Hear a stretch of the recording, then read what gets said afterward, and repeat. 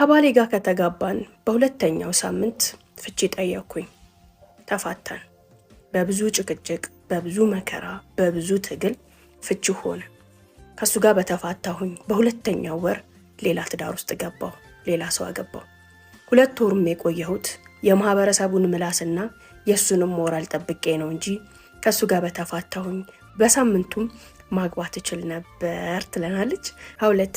የድሃ ልጅ ነኝ። በብዙ ብረት ግቢዎች፣ በብዙ የሀብታም ቤቶች በተከበበች ደሳሳ ጎጆ ውስጥ የኖርኩኝ የድሃ ልጅ ነኝ። ሁሌም ሰፈሬ ዙሪያ ላይ እየዞርኩኝ የሀብታም በሮች ሲከፈቱ በጉጉት ጠብቄ ወደ ውስጥ የተለየ ነገር ያለ ይመስል የተለየ ነገር አይ ይመስል ለማየት እየጓጓው ከነዛ ግቢ የሚወጡ ቆነጃጁት እኩዮቼን ሴትና ወንዶችን በመኪና በር ተከፍቶላቸው ሲገቡ በር ተከፍቶላቸው ሲወጡ እኔ ግን አንጋጥጬ ወደ እነዛ ቤቶች የማይ የድሃ ልጅ። ከልጅነቴ ጀምሮ የኔ ልጆች ልክ እንደዚህ ትላልቅ ግንብ ያላቸው ቤት ውስጥ የሚኖሩና በር ተከፍቶላቸው በመኪና እየገቡ የሚወጡ ልጆች ይኖሩኛል። እኔ እንኳን ለዚህ ባልታደል ልጆቼ ግን በፍጹም እንደኔ በድህነት አያድጉም እያልኩኝ ነው ያደግኩት።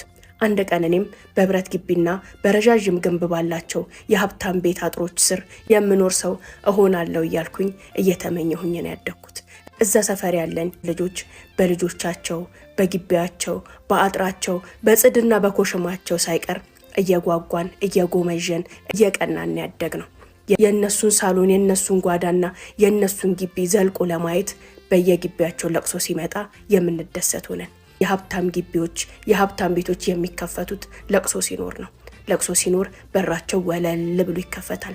ሀብታሙም ድሃውም ትንሹም ትልቁም ዘው ብሎ ሳሎናቸው ላይ፣ ኪችናቸው ላይ፣ መኝታ ቤታቸው ላይ ጓዳ ጎድጓዳቸውን ሁሉ ገብቶ የመጎብኘትና የማየት የመንጎዳጎድ እድሉን ያገኛል። በዛም እነዛ ሰፈሮች ላይ ያሉ ሀብታሞች ጋር ለቅሶ ሲኖር ሁላችንም እንደሰታለን።